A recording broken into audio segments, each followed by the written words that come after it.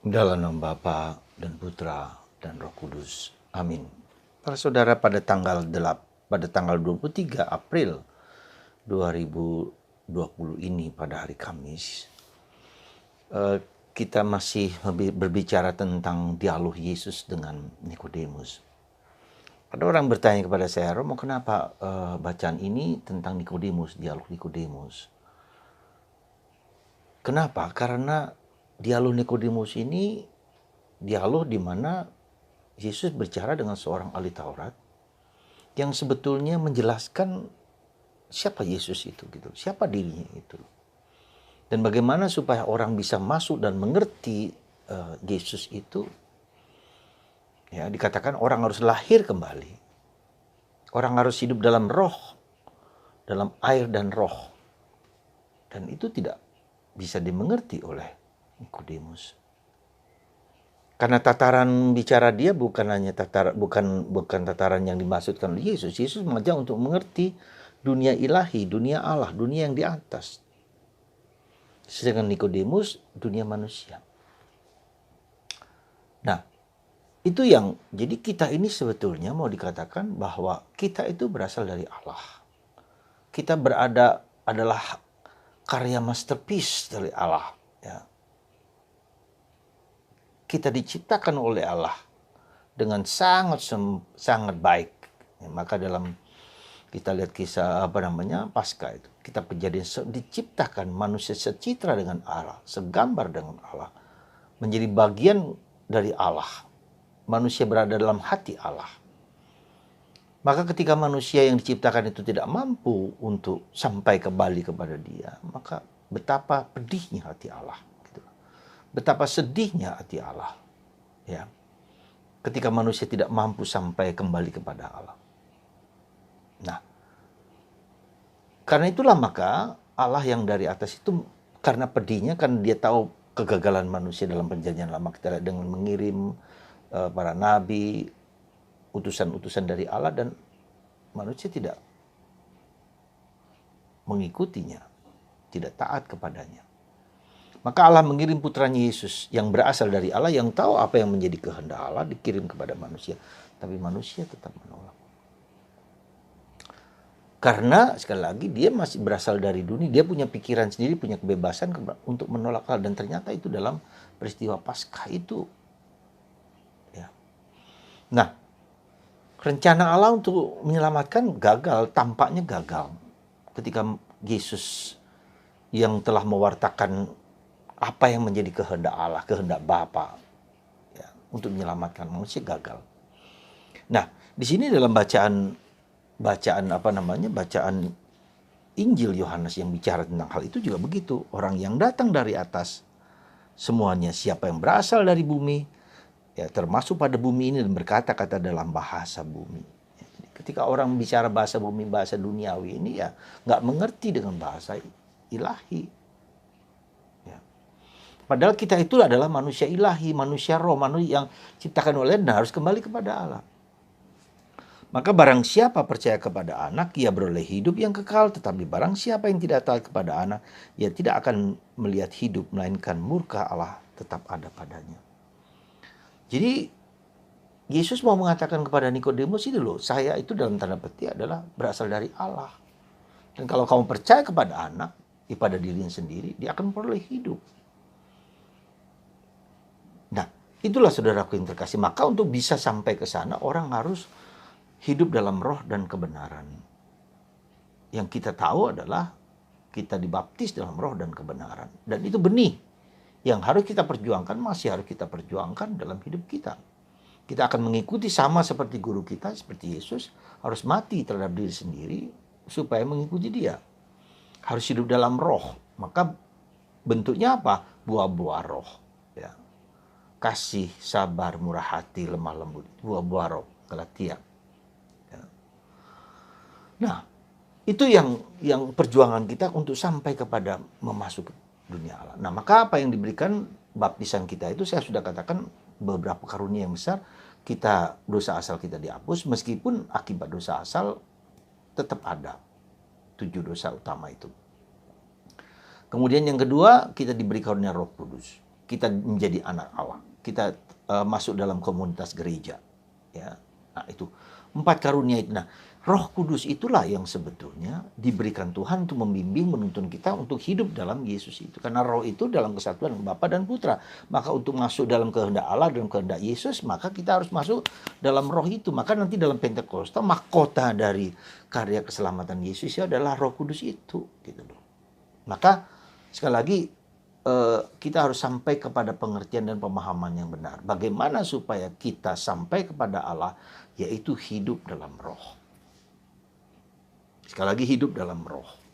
Karena Roh itulah yang membawa kita, mengangkat kita. Roh yang ada dalam diri kita itu berdoa untuk kita, bekerja untuk kita, supaya kita terangkat menjadi manusia ilahi ini sampai kepada pemahaman pengertian tentang Allah dan kehendaknya. Nangkap ya? Ya, harus mengerti itu. Nah, kalau kita punya pemahaman yang demikian, maka apa yang harus kita lakukan? Saya jujur mengatakan bahwa kita, dan ini bukan yang ya sebetulnya antara gampang dan tidak gampang, hidup dalam Roh, tinggal dalam Roh, ya. Nah, ada 2 sisi aspek dari Roh itu adalah Roh, buah-buahnya yang kita lihat, buah-buah Roh tadi, kita menjadi lemah lembut, kita menjadi mengampun, kita memaafkan, penuh cinta kasih, itu buah-buah Roh. Tetapi juga kita adalah Roh sebagai pribadi Allah, pribadi ketiga dari Bapa dan Putra, dan ini yang harus kita sekaligus usahakan, kita perjuangkan, tetapi juga kita mohonkan. Ya, kita perjuangkan, kita mohonkan.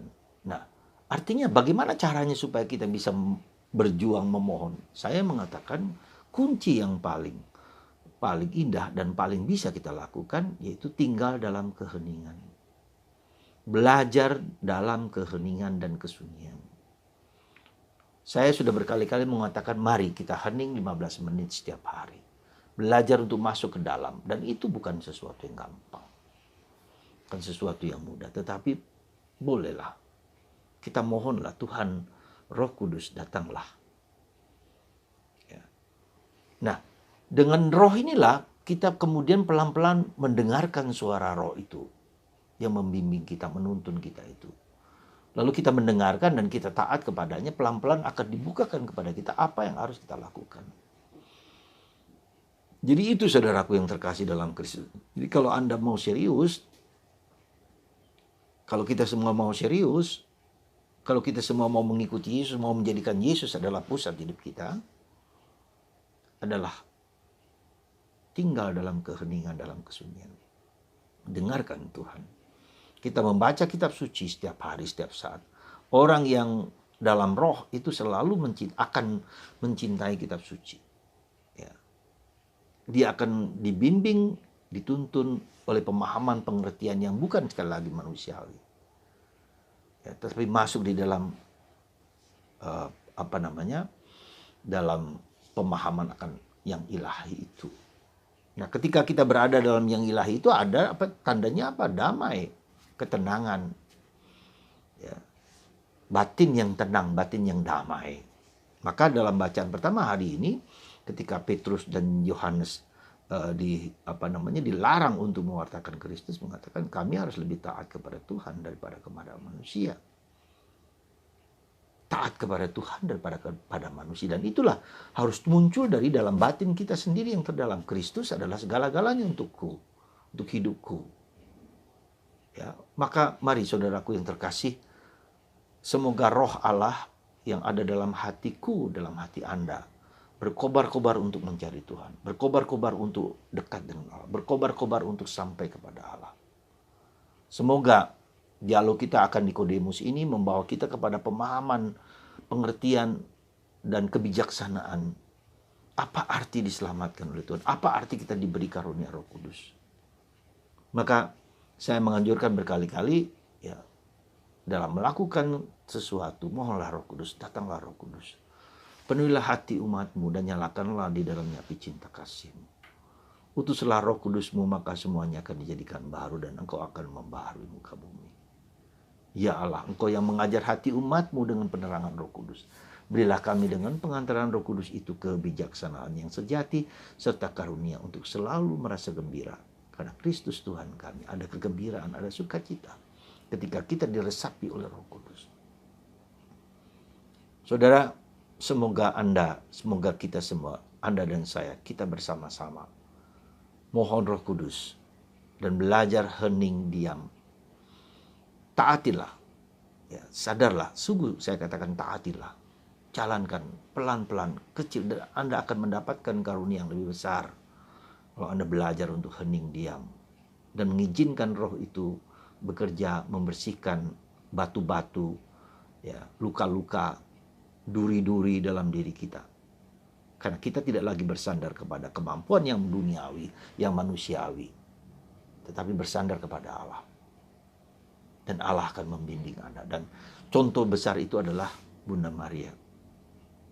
Sekali lagi, Bunda Maria, dia adalah mempelai Roh Kudus. Ya, sekali lagi itulah. Jadi ketika kita berdoa lewat Bunda Maria dan mohon lewat Bunda Maria akan menularkan roh itu dalam diri kita. Ya, maka ketika bertemu dengan Elizabeth, ya, terjadi dialog antara rahim yang di dalam rahim Maria dan dalam rahim Elizabeth. Mereka saling berdialog. Roh tinggal dalam diri Maria. Maria lah yang pertama menjawab, menjadi manusia yang penuh Roh Kudus. Saudara, mari Anda dan saya sekali lagi mohon rahmat itu.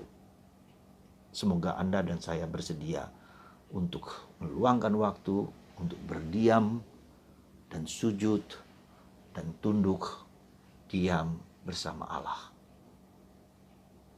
Mari kita tutup dengan doa. Allah Bapa di surga, terima kasih Tuhan, Kau telah memberikan kepada kami Roh-Mu sendiri. Roh Bapa dan Putra, pribadi ketiga yang sudah ada dalam hati kami. Bantu kami untuk duduk diam, hening dan sunyi mendengarkan-Mu, sehingga kami sampai kepada pemahaman dan pengertian yang mendalam tentang keselamatan yang dibawa Putra-Mu. Semoga kami semakin mencintai kitab suci, ada damai sejati yang tak dapat diberikan oleh dunia, seperti kata Yesus. Dan bagi Anda yang sakit, percayalah Roh Kudus akan membuka hati Anda, akan menyembuhkan Anda kalau Anda terus-menerus minta dan mohon kepada Roh Kudus untuk menyembuhkan Anda. Tuhan memberkati Anda, memberkati kita semua dengan berkat karunia dan rahmat kesembuhan dalam nama Bapa dan Putra dan Roh Kudus. Amin.